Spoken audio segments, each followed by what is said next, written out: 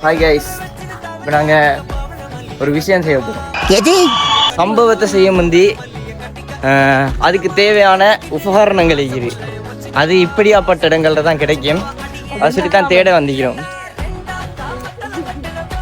எங்க இருக்கு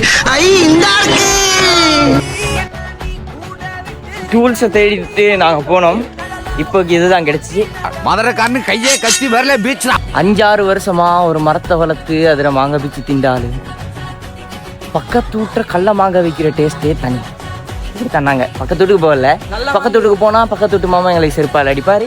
அது சுற்றி எங்கட விட்டுற காய்ச்ச பட் மரத்துற மாங்காய் பிக்க போகிறோம். பக்கத்து வீட்டாக்கள் ஏசல்ல காய்ஸ், நம்மளை வீட்டாக்களே ஏசுறாங்க. சம்பவத்தை பண்ணி 3 உயிரினங்களை வேட்டையாடியாச்சு. நீ ஒரு ஆர்டிஸ்ட்